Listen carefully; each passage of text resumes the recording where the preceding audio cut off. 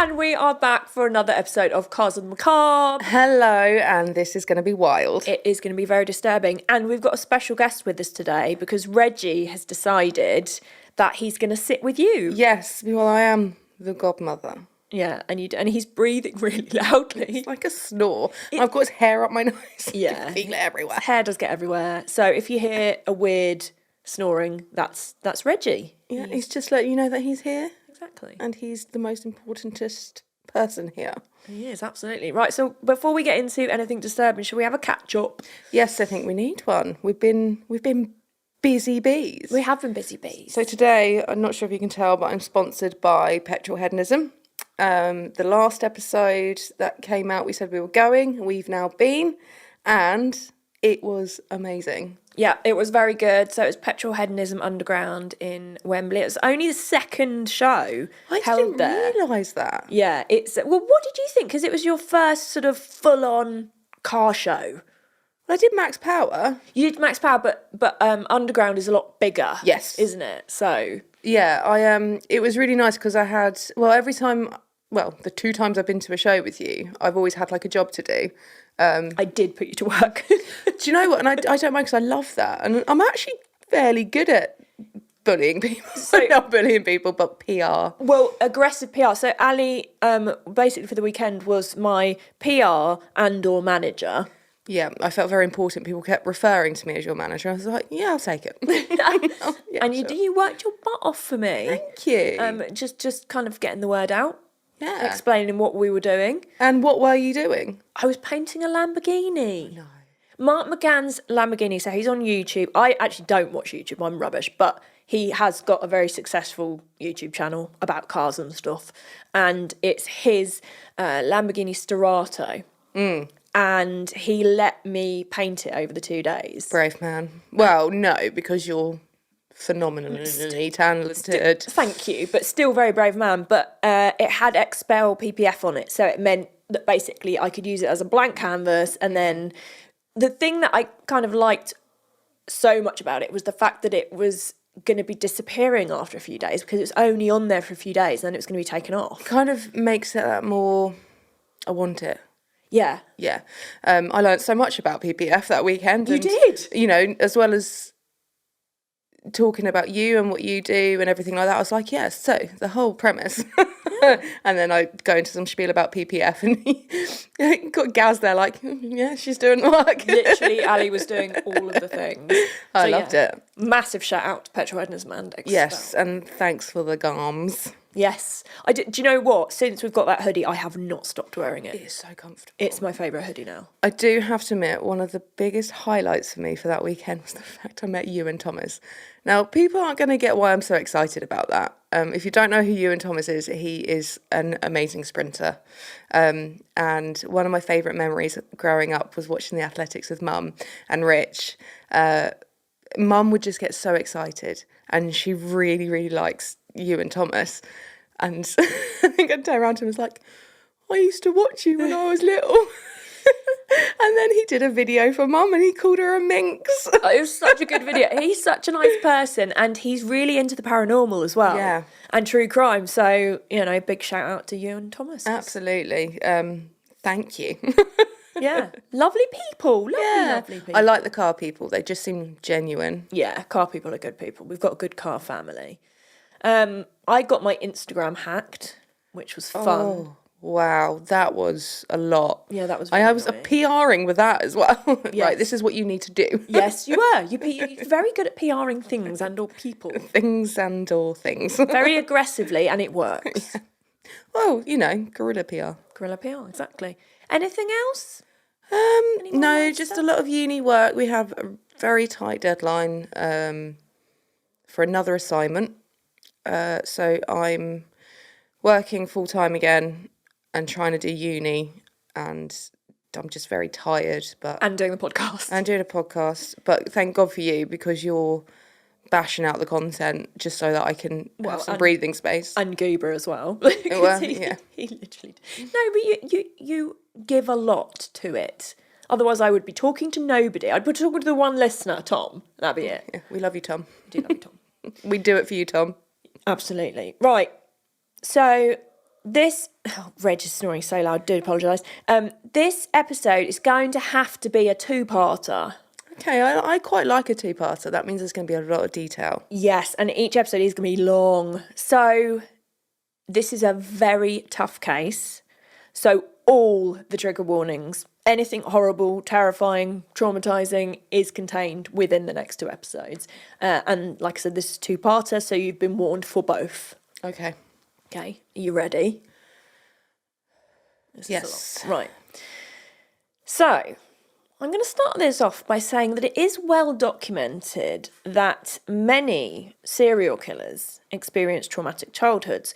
According to studies, 74% of serial killers suffered from psychological abuse as children and 42% suffered from physical abuse. And while trauma is not an excuse for criminal behaviour, I think it's relevant to mention the theory as I'm starting with this particular serial killer's childhood. Okay, I mean, I can kind of see it because it's those formative years. Mm-hmm. So that's when I think people are vulnerable and they're susceptible to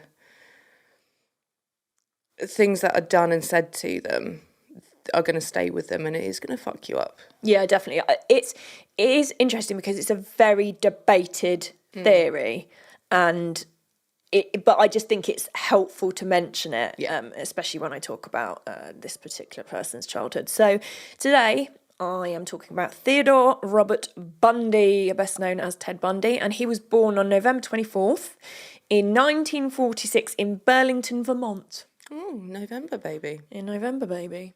Just like me. Exactly. But not like you, though. No, I'm not Ted Bundy. No. And according to research, Bundy had a difficult childhood. So his mother, Eleanor Louise Cowell, had Ted out of wedlock when she was 22 years old, which at that time... Big no-no. ...was a no-no. And his illegitimate birth humiliated... I do apologise, Molly's barking in the background, that's going to happen. So his illegitimate birth humiliated her deeply religious parents, and to hide the fact, Ted was initially raised as their adopted son. Oh, okay. And they told him that his birth mother was actually a sister. Oh, yes, I knew that. Yeah. I did know that, yeah.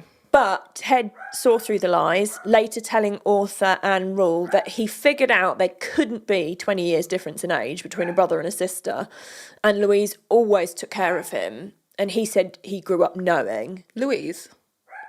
Yes, she went by Louise. Oh, okay. I should have mentioned the fact that she goes by Louise. Okay. And he said that he grew up knowing that she was really his mum. Oh. So it's not great to sort of start off life being lied to. No. Anyway. And it's like, why would my mum lie to me? Yeah. But again, still not an excuse for being Ted Bundy. But on Bundy's birth certificate, his father was listed as unknown. However, there are some theories knocking about that Ted's father might have been Lloyd Marshall, an Air Force veteran. Other sources claim Ted's father is a man named Jack Worthington, and there are also other rumours that his grandfather was also and actually his father. Oh. So, again, it's all allegedly. Yeah. Because, I mean, the one person that knows is not with us, so she can't really sort of say. But it certainly wasn't a stable place to start. And Bundy's grandmother reportedly suffered from depression and agoraphobia.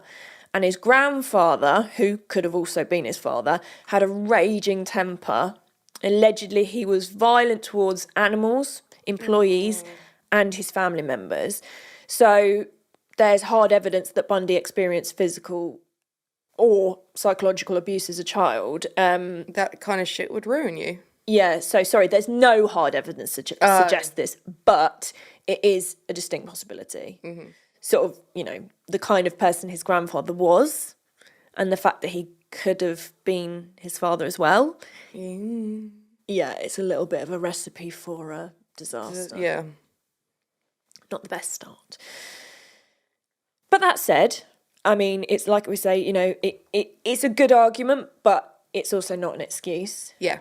But I think you'll sort of see, sort of talking about Ted Bundy, that, I mean, in my opinion, he was born bad. But I don't think that the childhood really helped him. Yeah. You know? There's that whole argument, can someone be born evil?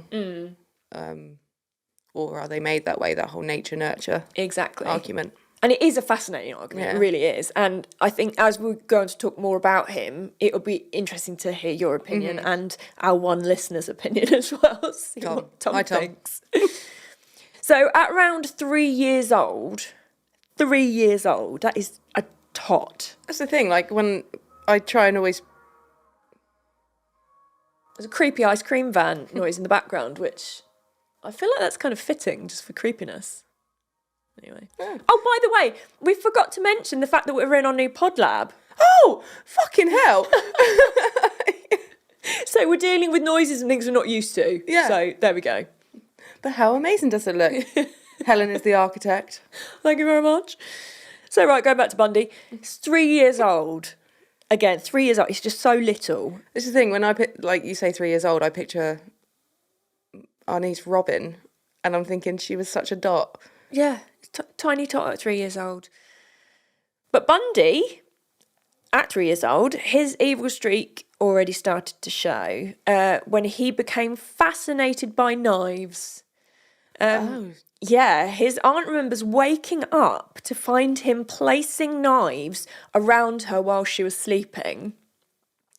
And according to psychiatrist Dr. Dorothy Lewis, only in very seriously traumatised children who have either themselves been victims of extraordinary abuse or have witnessed extreme violence among family members would this kind of behaviour be displayed.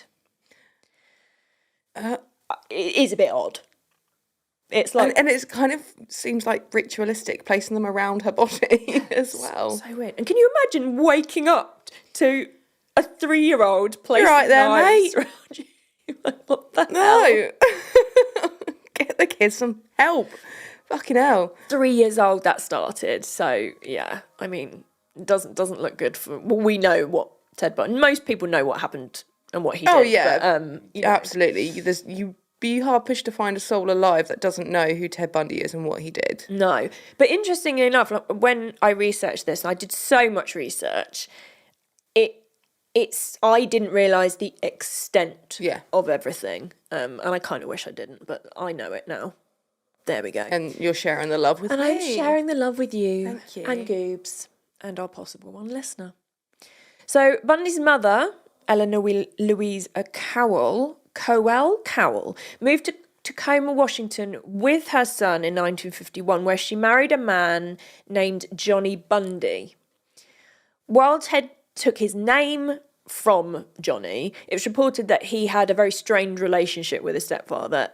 He was allegedly jealous of his mother's new relationship with him. Ted would act out in public. On one occasion, he had a tantrum and wet his pants. On purpose. I do that too when I have a tantrum. Yeah. So I mean, it just does sound like a jealousy thing. Yeah, and he knows what he's doing. It would seem so. Yeah, it would seem so. Just imagine just walking down the aisle in Tesco and all of a sudden yelling and then just yourself. Yeah, you know. Yeah, frequently. Exactly. Young Bundy was also very materialistic. He coveted expensive clothes and belongings and resented the fact his working class stepfather couldn't afford to buy them for him. And Ted even fantasised about being adopted by Roy Rogers and Dale Evans, who were famous actors and singers at the time, and he thought they would give him all the material things he wanted. I mean, were they poor? They were working class. They didn't go without food or anything. Yeah.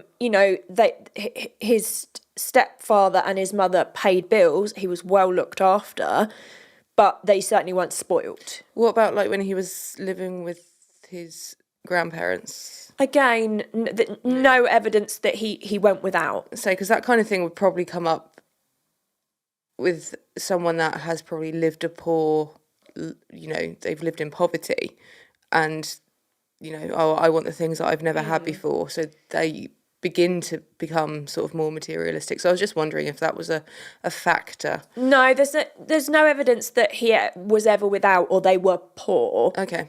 You know, they're kind of referred to as working class, but certainly not the poorest of the poor. So Give the man a fucking break. He's taking you on. Well, during a time when that would have been frowned upon, quite possibly, unless, you know, she was a widow.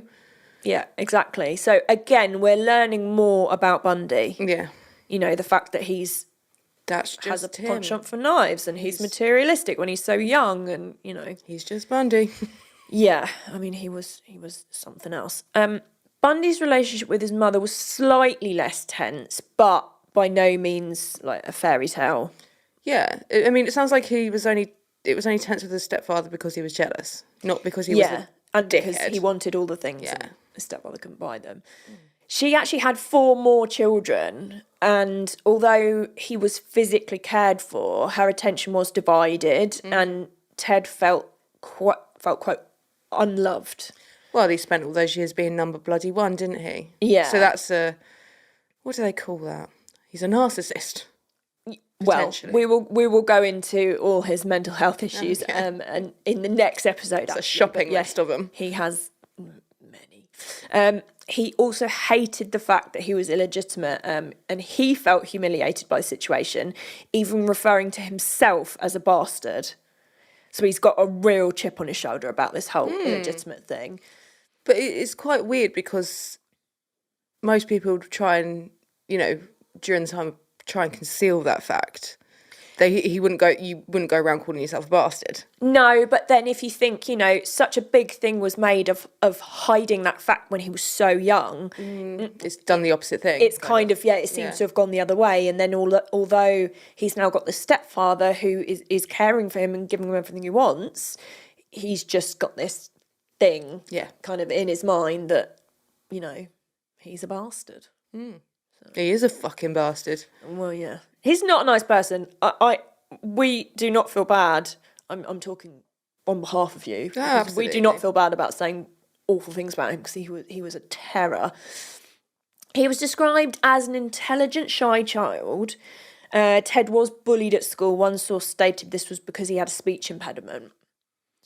And as Bundy grew up, his behaviour just basically grew darker. A fellow Boy Scout remembered being hit on the head with a stick from behind. Apparently, he also liked to dig holes in the ground, and he would put stakes inside the holes and then cover them up with vegetation like a trap. And one girl actually fell in one once and really injured her leg. Bundy's a sadistic. Yeah, he liked to scare people, and he basically showed absolutely no sense of remorse for any of his actions, which another red flag there for me. Oh, absolutely. That's a control thing as well. Yeah, definitely.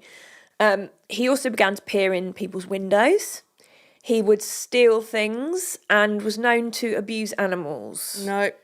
There is animal cruelty in the next section, which I have really skimmed over. I haven't put a lot of details in, but just trigger warning. Bundy would buy mice at the local pet store and play God by rounding them up and then deciding which ones to kill. And this behaviour showed an early desire to exert control over other living beings. So many red flags. Yeah. So many. But you know, the thing with that is that they always pick people or animals that they can easily have control over and dominate. It's not, you know, you're not really playing God with something that can't fight back. Yep, absolutely. So you're a coward. Yeah. Yeah, definitely. I mean, he's vile. Not that you should be like trying to do this with anyone, strong, weak, what have you, but yeah, you're not all that in a bag of chips, mate. No, he's just again, so many red flags.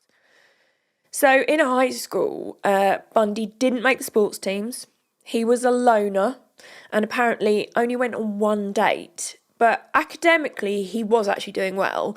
Bundy graduated from the University of Washington with a degree in psychology. Oh, there we go. I know.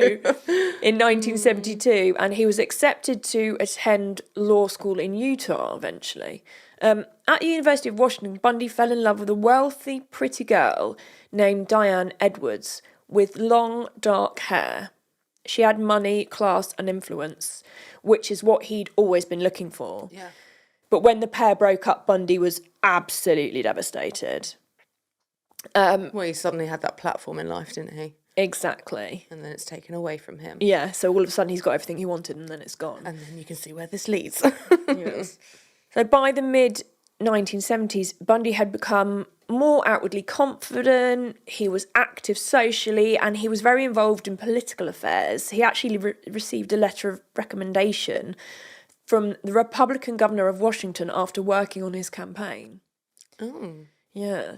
So Ted Bundy had become a charming, intelligent, confident man, even described as a rising star in Washington state politics. But He's looking for influence. yeah, this was all a facade. Otherwise, we just wouldn't be talking about him on Cars of the Macabre, would we? Well, no. But yeah, it's interesting because you find that with other serial killers such as John Wayne Gacy, he was known to be sort of known in the local area, you know, within politics and things like that. Yeah. So that seems to be something that serial killers It's almost like a tend to mask they're hide. hiding behind. Exactly. It's hiding in plain sight, isn't it? Yes, yes. So, yeah. Now, there is some debate as to when Bundy actually started killing. Most sources report that he began his murderous rampage in 1974. However, criminologist Matt DeLisi argues that Bundy likely started killing in his adolescence because, quote, the pacing and confidence with which he's killing between 1974 and 1978 indicates there's no way this could have just started. He was too refined, Exactly, and the fact for want of a better word. the fact that his sort of darkness, as it were, was starting at age 3. Yeah. He was already kind of, you know, physically abusing other children. He was peeking in windows. He was mice. killing mice. All this happened very early on. So to imagine that was happening, then there was nothing, then all of a sudden he started killing, actually, to me, doesn't make sense. No, there needs to be sort of some sort of trajectory. Exactly. Trajectory. There we go. So, you know, but again, it is with these cases, you know, as I'll go through to explain, this was a long time ago. This was in the 70s. It's not the same as now. And, you know, a lot of it is surmising and allegedly, but, you know, the person that Bundy was, it's not beyond the realms of possibility that he could have started killing a lot younger because he was killing animals. I think we see more frenzy killers really these days, perhaps, than sort of serial killers, perhaps.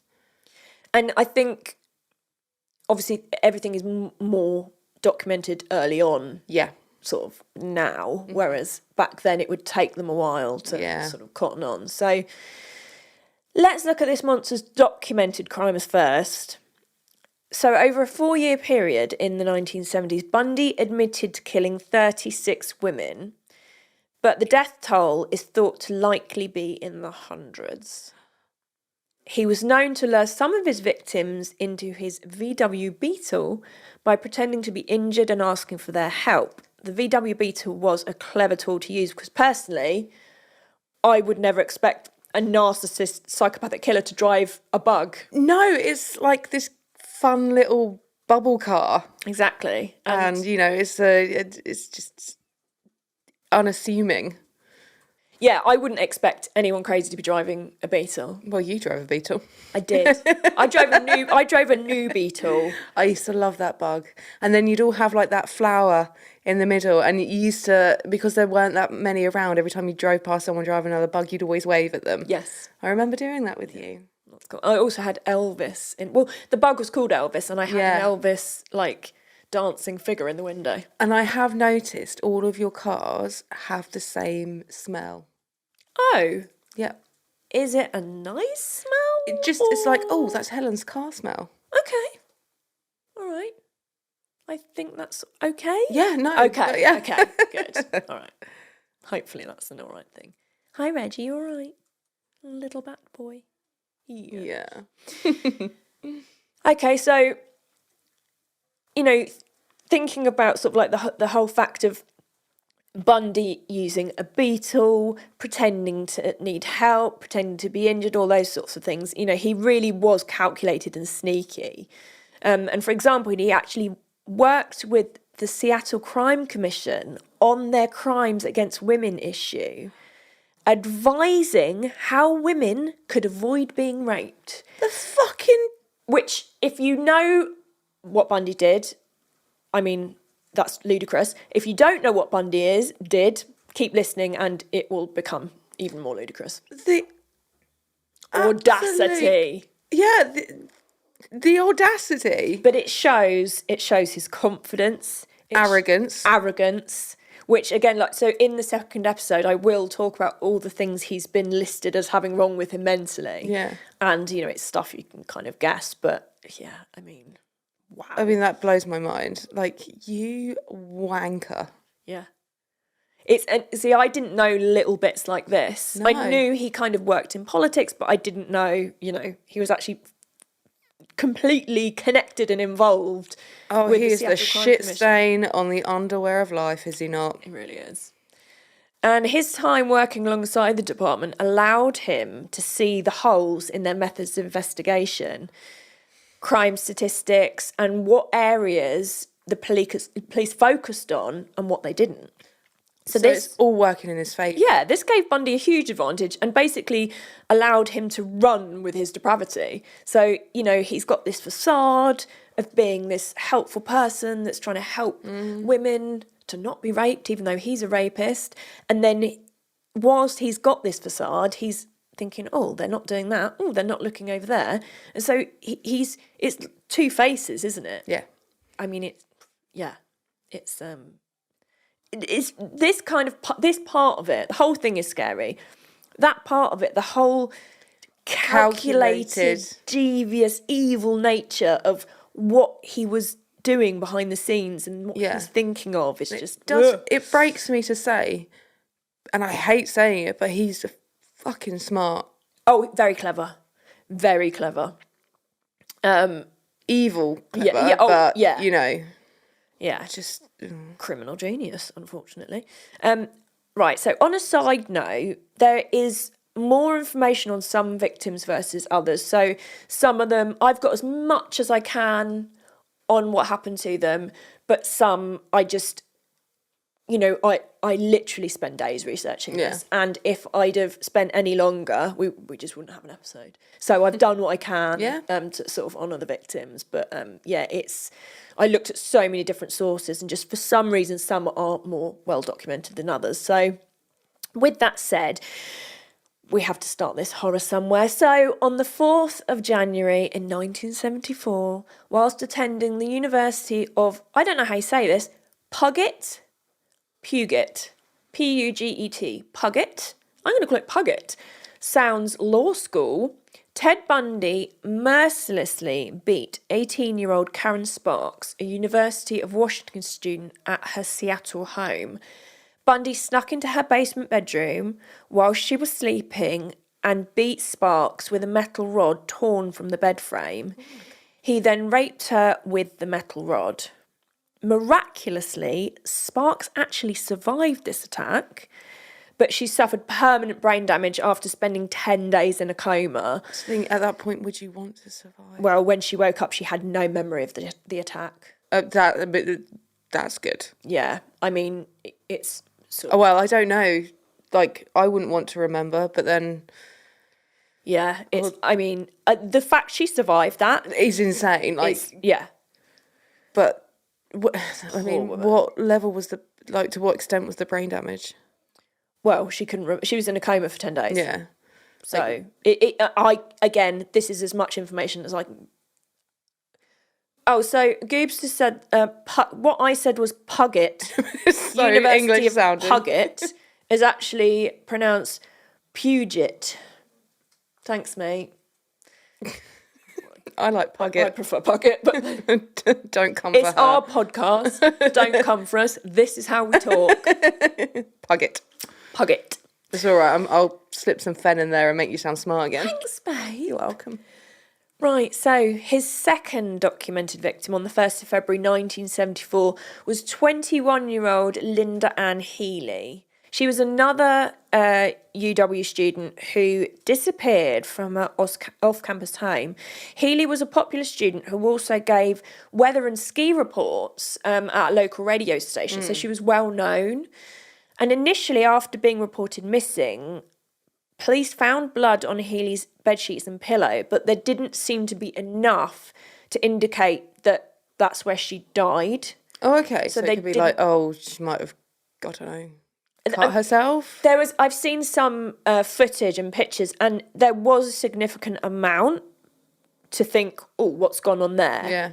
But it wasn't enough to believe that she'd actually bled to death there at the scene on her own bed. So yeah, it's enough to be suspicious about. Yeah, I was going to say, because there's a lot of blood in the human body. Yeah. But so she bled to death on the bed? No. Oh, she didn't. So so there wasn't enough blood there to think that she had. Okay. And her nightgown, which had been hung up in the closet, had a ring of dried blood around the neck. And some of her clothes, her pillowcase, and her backpack were missing from where she lived. Her room was also in the basement, and Bundy was able to get in using a spare key they kept in their mailbox. Don't leave spare keys in mailboxes. It's thought that Healy would have been knocked unconscious, her pyjamas removed, and then she was redressed in fresh clothes, which is a bit strange.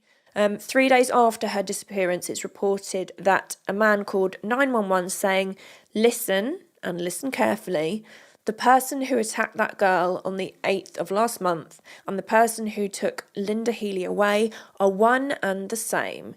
He was outside both houses. He was seen. Oh, so he wasn't careful then?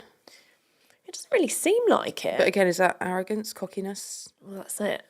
Was it him calling and just being like, I did this? Oh, because he wants the attention. Of course he does, yeah. Yeah. 14 months after her disappearance, Healy's skull and jaw bones were found on Taylor Mountain, which was about an hour's drive from where she had disappeared. So, scavengers. Yes. Yes. We will later find that at Taylor Mountain, in this particular, he a lot of bits of bodies were found in this area. So then in March of 74, Donna Gail Manson, a 19-year-old student at Evergreen State College, south of Seattle, disappeared on her way to a concert on campus. Her body was never discovered, but Bundy claimed to have burnt her skull in the fireplace at his then-girlfriend's house. His girlfriend was called Elizabeth Klopfer.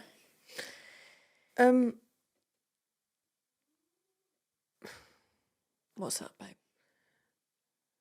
I have a question, but I can't form the question. Okay. Do you want a minute, or...? Does that seem like the MO's changed? So you didn't use fire in the first two, but then you're not really considered as... I suppose a serial killer is 3 or more victims, so maybe you're establishing what you prefer, maybe? Also, and as I mentioned before, there's not extensive information on all these people. Yeah, that's true. So he could have done that. He could have burnt other bits of bodies, and when they were found, it was bones. So it might not have been completely clear what had happened to all of them. Yeah, I think there'd be... And I mean, again, he claimed to have burnt her skull in the fireplace. So I'd like to say there'd be evidence of burning. Well, her body was never discovered. So nothing was discovered. Promise I'm listening. Nothing was discovered to allow them to test anything. This is just him claiming he'd burnt her skull. There's no evidence to suggest he'd done that. It's Bundy, so... So on the 17th of April of that same year, 18-year-old Susan Elaine Rancourt disappeared from Central Washington State College, which was east of Seattle. She was studious and hardworking. working 2 full-time jobs to pay for her tuition. Oh, God. After putting laundry on, she headed to a meeting that she regularly attended. Apparently, Rancourt planned to see a German film with her friends afterwards. But after the meeting, she disappeared. So she never got to the film with her friends. Okay. Her clothes were found still in the washing machine. And despite a massive search, she wasn't found. Later, evidence came to light that a man fitting Bundy's description, with his arm in a sling, had approached other female students that night. So we're seeing this, where he pretends he's injured. Can you help me? He's preying on the natural nurturing characteristics of a female, really, then, isn't it? Well, also, help me. Just depending on the fact that normal people are friendly and nice and helpful. Well, yeah. I mean, I'm quite cynical, and I often think, I take people with a pinch of salt to begin with. I think that's from working in the prison service, to be fair. Yeah. I'm quite a cynical person. Well, also just knowing people. Yeah. Because people can be shit. Yeah, they can be. And I've dealt with a lot of shit people in my life, so, yeah. But, the fact that he's on the same night, he's been approaching several people. Well, yeah. He's obviously not being that careful about the fact that it's not like he's going around dressed in black and all stealth. He's got his arm in a sling going, can you help me? Yeah, it's distinctive. Yeah. So, again, I think that's just cockiness. Oh, completely. Yeah, it's complete arrogance. It's just... So we're starting to see a pattern with, obviously female students. They're all roughly the same age, obviously from the sort of similar area. And on the 6th of May, Roberta Kathleen Parks disappeared from Oregon State University, somewhere between her dorm room and a coffee shop where her friends were waiting for her. Bundy later claimed that he saw Parks near the coffee shop and persuaded her to go with him to a bar. After they got into his VW Beetle, he tied Parks up, gagged her, and drove her back to Washington to be killed, raped her twice on the way, and then murdered her. Parks' skull was later discovered, among others, again at Taylor Mountain in Washington. God, she's gorgeous, isn't she? And I will bring this up later on, but all his victims very similar looking. Yeah, very similar looking. In June of 1974, Bundy struck twice in the same month, on the 1st of June and then the 11th, killing 22-year-old Brenda Carroll Ball and Georgianne Hawkins. Brenda Ball was last seen at 2 a.m. outside the Flame Tavern, which is south of Seattle, talking to a man with his arm in a sling, fitting Bundy's description. Bundy claimed he brought Ball back to his house where they had consensual sex and a consensual sexual encounter, which is unlikely. Oh, he's a rapist. Given that he's a rapist. He then strangled her while she was sleeping.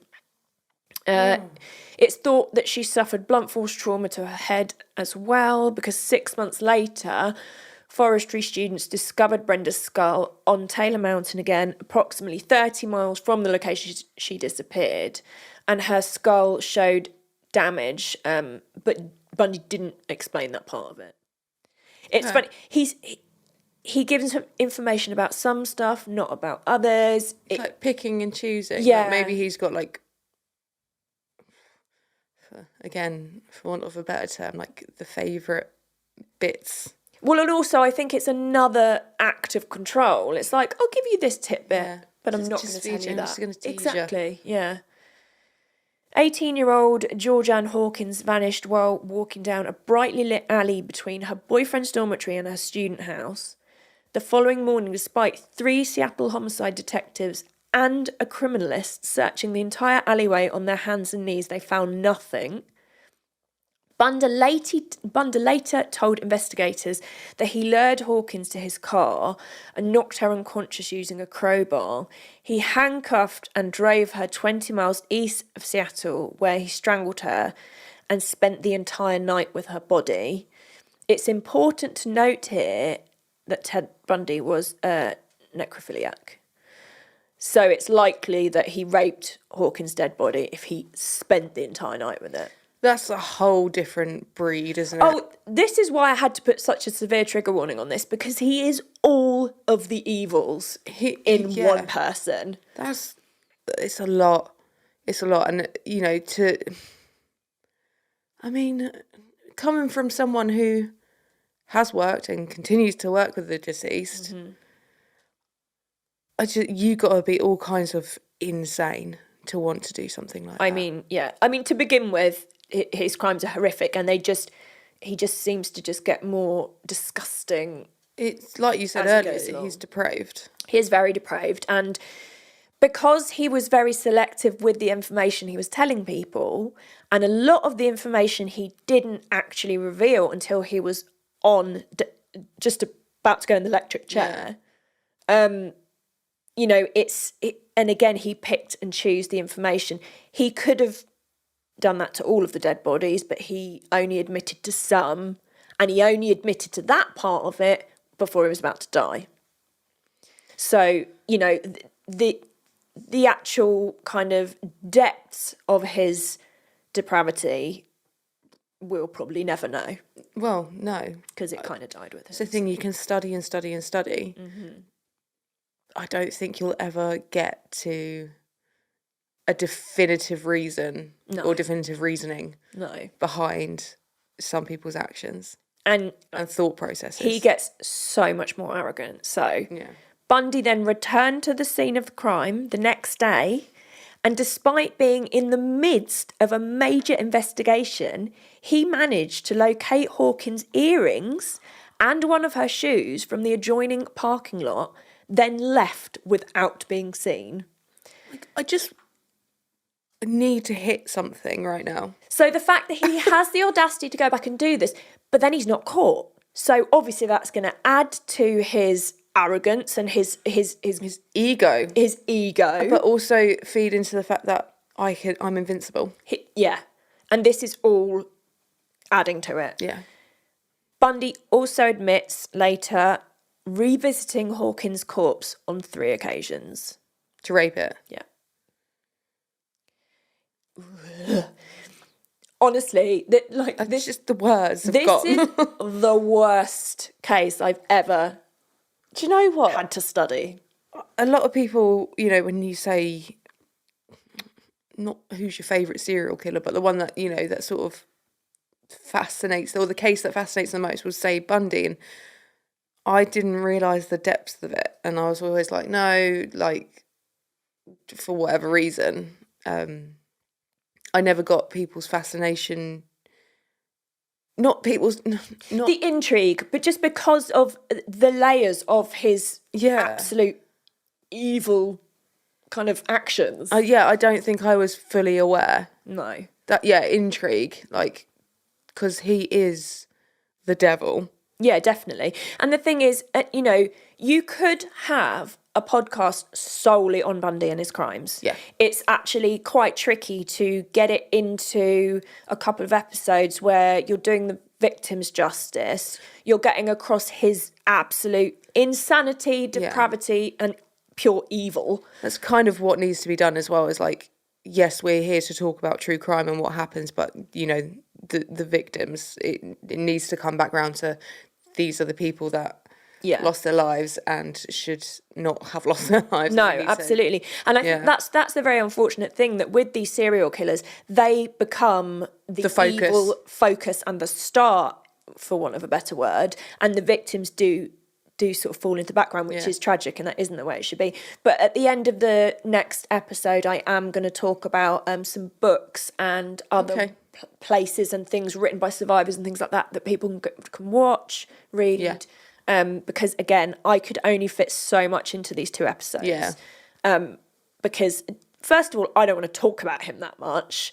But you know, it's trying to get across how bad he was. That's the thing. He'd love like the amount of podcasts or TV shows or documentaries done about him. Disgusting. He won't when I talk about how he dies, because I obviously will talk about that in the second episode. But So I'm going to have to carry on, I'm afraid. There are more. So on the 14th of July in 1974, 23-year-old Janice Ott and 18-year-old Denise Mashind, M-A-S-H-I-N-D, Mashind, went missing within a 3-hour time frame. Oh my God. Yeah, he's like ramping Fucking up the crazy. bold. So Janice was abducted from Lake, oh God, I knew how to say this and I should have written it down. Sammamish Lake Sammamish State Park in broad daylight. She was last seen leaving the park with Bundy, who had asked her to help him put his sailboat on his car. Again, he had his arm in a sling. I mean, for starters, why would you be out on a sailboat if you've only got one arm that you can use? That's the thing, he's preying on people's kindness. Yeah. You know, a lot of people won't. Obviously, we listen to and watch a lot of true crime. So that's the first thing we would think is, oh my God, you're a serial killer. Yeah. But back then, don't forget, the term serial killer was either not used or was only just coming to light as a thing. It's the thing. So I think it people started off wouldn't with like have thought about that. sequence killer or something, didn't they? Yeah. So initially, Bundy tried his luck with another young woman, but when she approached his Volkswagen Beetle and there was no sailboat in sight, and he said, "Oh, I forgot to tell you, it's at my folks' house, just to jump up the hill," she bolted. Oh, well done. Imagine being that woman. Yeah. Fucking, you'd be like, shit. But then you'd also probably have massive survivor's guilt. Well, yeah. I mean, that's the thing. The victims are not, you know, it's not the names that are written down of people who he took the lives from. It's people who he attempted to do this to, people that are connected with the victims. Like, it just goes out like a massive evil firework of just horrid... It's a ripple. It's a ripple effect of just vileness. Is your arm all right? I heard that. Yes, sorry, these are new chairs, and I keep forgetting we've got these armrests. They're very nice chairs, though. So the same woman later saw Bundy again in conversation with another woman in the same area. She reported the sighting to the police, describing the man as having sandy blonde hair, being 5'10", 160 pounds, and he had a brown VW Bug. Using his information, they commissioned a sketch of the suspect. I've seen the sketch, doesn't look anything like him. And the same description did match that of an injured Ted, seen many times where several other women had gone missing. He's not even disguising his name. He is saying he is Ted. That's how brazen he is.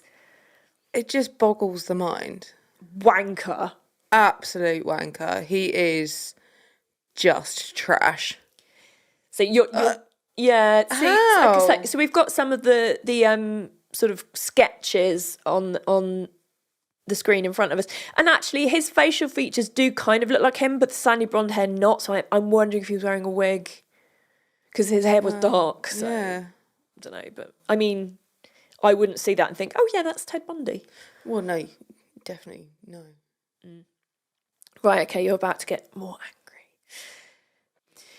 Right, but the police had no idea how close they'd actually come to this killer.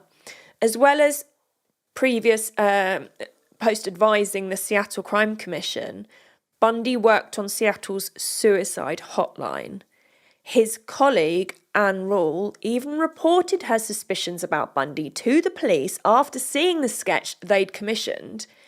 And despite Ted looking similar, and the fact that he drove a bronze or tan VW Beetle, this wasn't followed up. Of course not. Of course it fucking wasn't.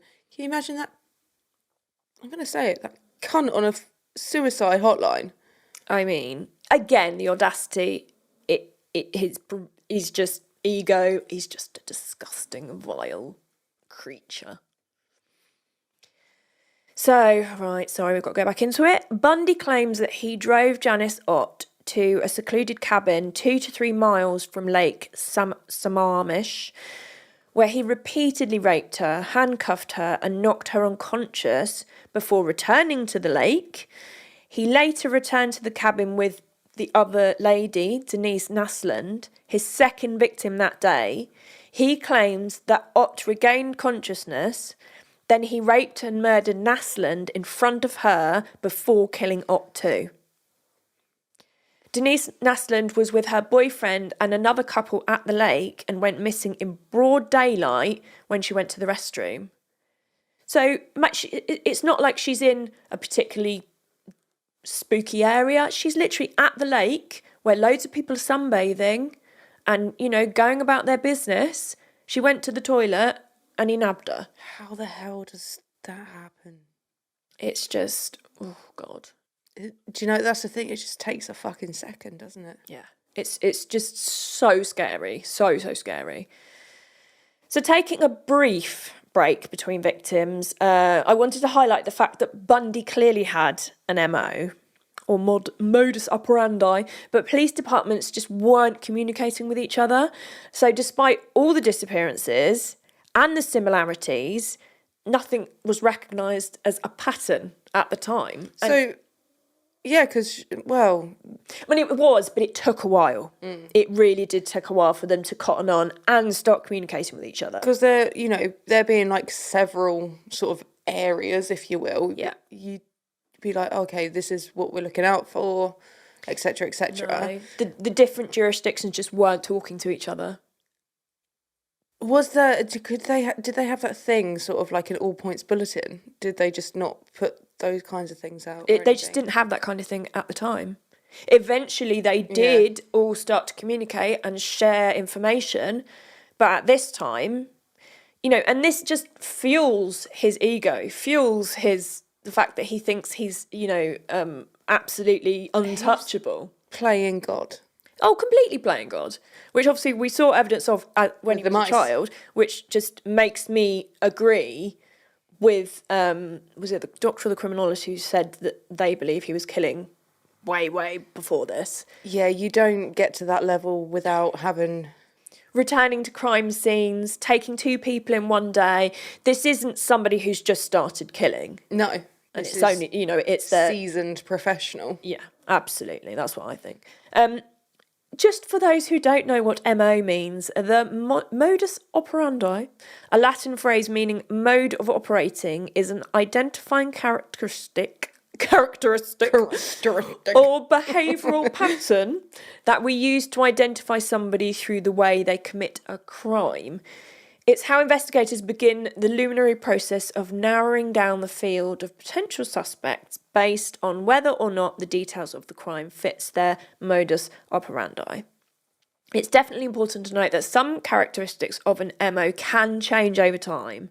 However, the basic characteristics of a consistent method often remain and can be a reliable indicator as to if a suspect could be connected. And this information is taken directly from the University of Bolton, as in UK. Our Bolton. Our Bolton. So I just thought that was, because you watch a lot of true crime and listen to podcasts and things and you hear people say MO a lot. Yeah. That's what an MO is. I know we know that, but not everybody knows that. Yeah. And I feel like... Sometimes we take... Goober didn't know. Did you not? So we've educated one person. I love that. Yeah. Okay. Fabulous. I knew what it meant, but not what it meant. Yeah. Yeah. So the general You know what an idea MO of it, is, but not in depth. You don't know the details of it, essentially. You didn't know what it stood for. Okay. Fab. So that's the thing, you kind of take for granted the little things we do know. Yeah. Like things like that. It's like, oh, actually, let me just... I love things that come from Latin. So much comes from Latin as well. It's just, I find it interesting. It does. So, right, as I've just explained what an MO is, I'm going to talk a little bit about Bundy's MO, because, again, we need a little bit of a break from his killings, even though we're talking about his killings. So the following is taken directly from an online source.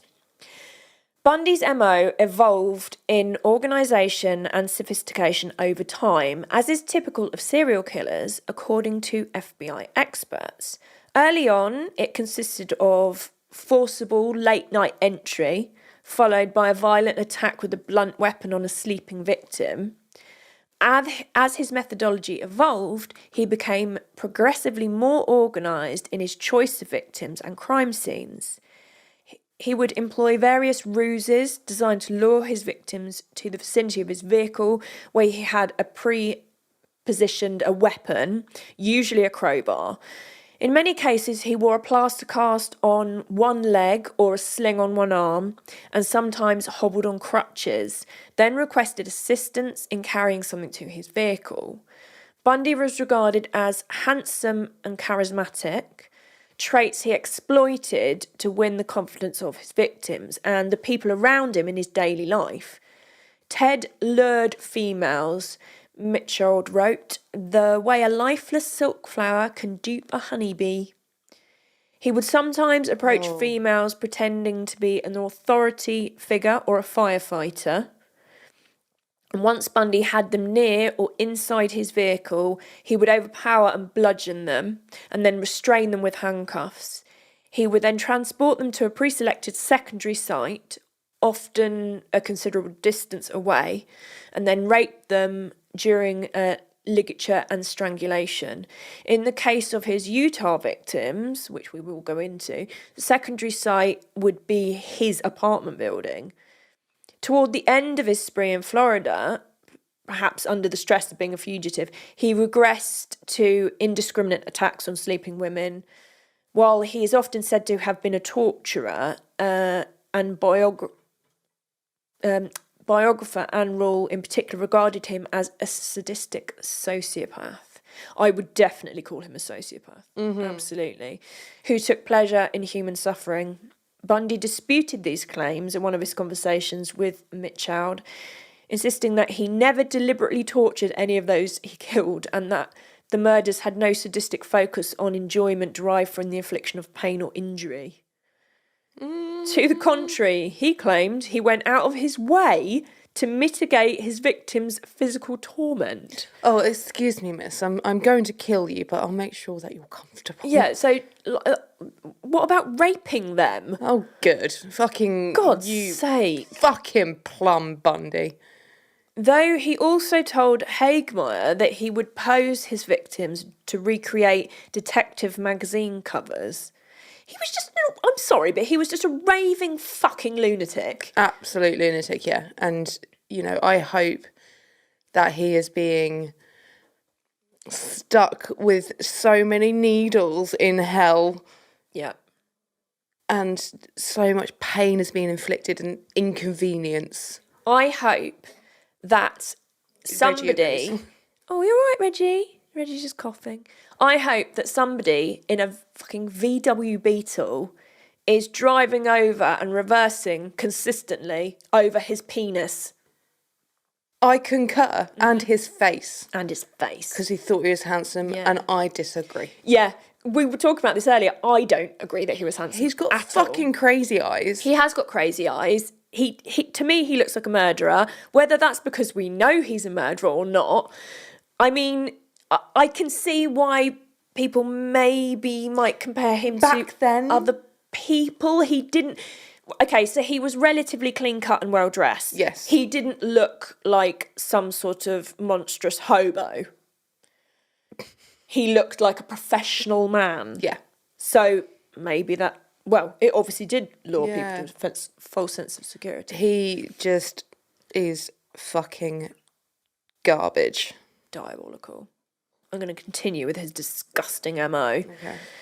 At secondary sites, Bundy would remove and later burn the victim's clothing, or, in at least one case, Cunningham's, deposit them in a Goodwill collection bin.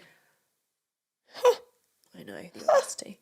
He explained that the clothing removal was ritualistic, but also a practical matter as it minimised the chance of leaving trace evidence at the crime scene that could implicate him. Can you imagine buying those clothes? Like, if you found out they were one of his victims, you're like, oh my God. Yeah. I suppose there's no real way of knowing. I would be like, I don't know what to do. Bleach? Well, it wouldn't be intentional, so I don't feel like... No. Like, I would feel awful. I mean, you wouldn't have done it like, oh, I'm going to buy these dead person's clothes. No, but that would just be all kinds of weird. Oh, it would be awful. So, a manufacturing error in fibres from his own clothing, ironically, provided a crucial incriminating link to the leech killing, which I'll talk about later on. He often revisited his secondary crime scenes to engage in acts of necrophilia and to groom or dress up the cadavers.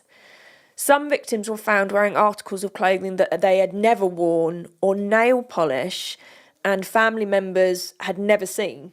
I mean, are we a little bit Norman Bates? We're a little bit of all of the things.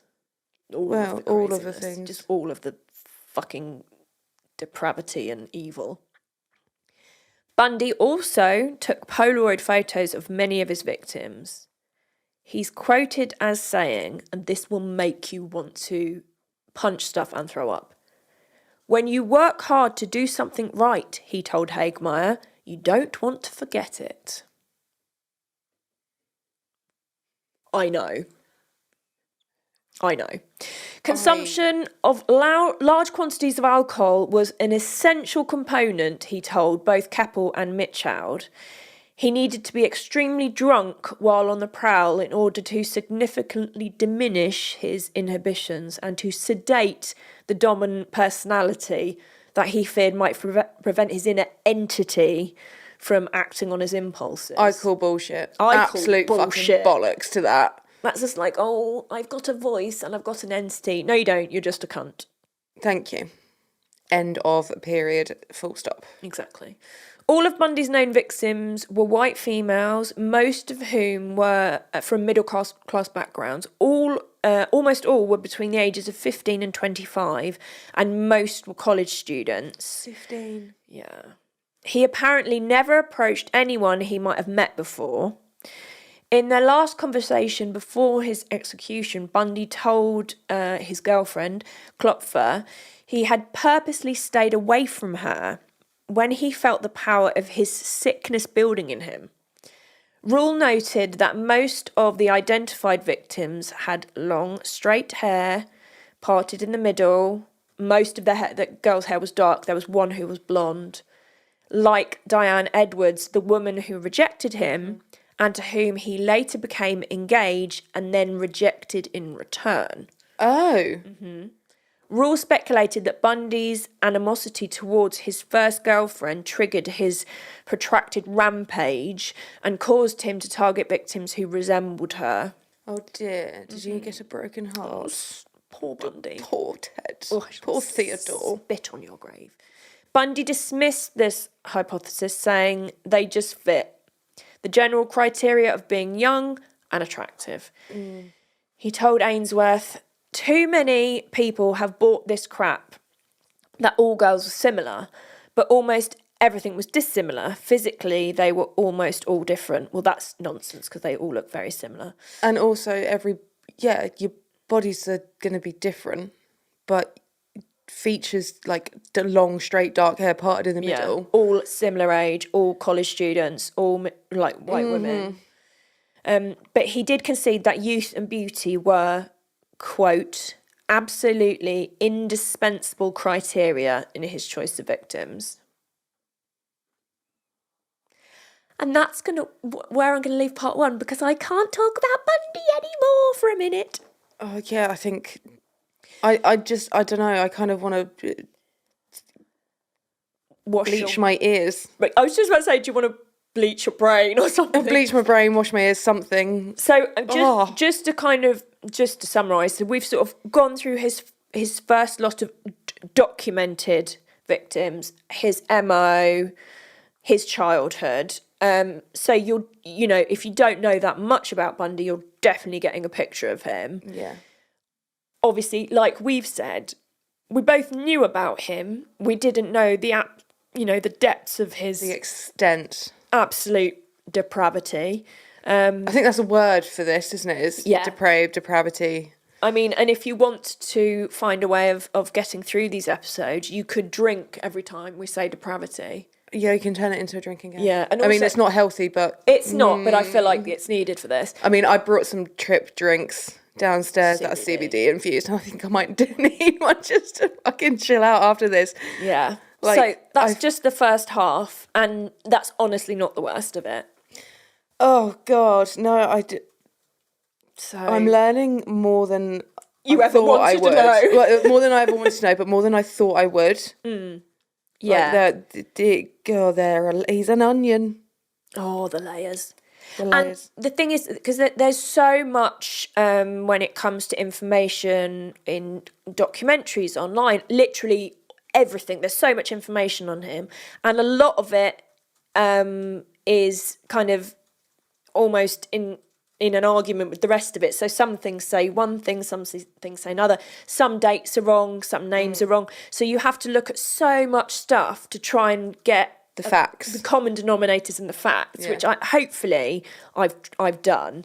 But like I said, I'm gonna at the end of part 2, I'm going to recommend some things to read and watch. If you really want to know, not necessarily more about him because he's an arsehole, but more about his victims Yeah. and actually, just the monstrosity of his rampage of killings because it had such a huge impact. That's the thing. I think we get lost in the absolute lunacy of one person that we forget the people that succumbed. No, not succumbed. Sorry, that were Victimized by him. But yeah, and Yeah. like I know. ugh. I'm going to go straight into random fact time to try Okay. and bleach your brain. Would you like me to start? I know Goober's got one. Yeah, you start. Okay, so I used to have a cat with 6 toes. Did you? Yeah. What? She was called Lizzie. This was before you were born, though, Oh, so you wouldn't okay. have remembered her. She was called Lizzie. She was a ginger cat, and she had an extra little toe on each paw. She was really cute. Oh, Lizzie. I know, right? Yeah. Baby girl. She was so cute. Oh, I've never even heard you speak about Lizzie. Oh, we've honestly, don't get me into the trauma of dead pets. Yeah. This is for another episode. Yeah, I can say I've got I swear I recall a memory of you saying you basically lived in a pet cemetery. This is so random. I was talking to your mum about this in the week. Oh, yeah. So many of my pets died. We had to have a pet cemetery in the garden. Trauma, I'm telling you. Anyway. Your mother's not Ted Bundy, is she? Well, no. One thing, she would never hurt animals. No, She I is know that for a fact. animal lover. Ing Yes. loves her animals. Ing does love her animals, and does. well, it's because of Ing that I had Josh. Yes, exactly. Yeah. Josh the dog. Oh, I miss him. Right, so because I'm not all about getting the sads right now. No, let's not. It's been too much already. My random fact is that I share a birthday, the day and the month, not the year, with Cisco, I love the thong that. song singer. The thong. That is so random. That makes me very happy. That's my my claim to fame. I love it. That's brilliantly random. Thank In you. fact, these are probably the 2 most random facts we've had so far, I reckon. Yeah, mine have been all kind of like, oh, I'm a uni student. And Mine it's are just all a bit shit. vapid, like Vegas. Vegas, or I bumped into Cillian Murphy, or my boyfriend was in a band who I went out with when I was like 12 for like 2 days. So it wasn't in a band then. So No, it does it wasn't really even in a band then, so it's rubbish. Oh yeah. So my boyfriend's in a band. Yes, your boyfriend is in a band. Very And good. before he was in this band, he was once in an 80s hair metal parody band. The full work, so wigs, sorry, I just knocked them like spandex, bandanas, jewellery. They're still going now. And, actually Mark's new band did actually play a gig with them. No. Yeah. And it was great. I mean, I've seen pictures and he looks fucking fabulous. I need to see pictures or it didn't happen. Oh, you'll see pictures. It's just amazing. So they're called Iron Fist. Fab. Sorry, my eye is leaking from laughing. You can find them on Facebook, Instagram, and in your bushes. Amazing. So I love it. they all had character names. Mark was German, and his name was Wilhelm Spitz, not Swallows. And he did an accent. Brilliant. And he said one day, oh, I'm so sorry about my eye. He said one day that he was, so we live near a place called Water Beach. He was going to dress up in Speedos, armbands, a snorkel, and a little rubber dinghy round him and go to Water Beach. And in his German accent, I don't think I should try.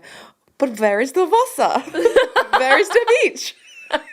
He didn't do it. I still think he should. That's incredible.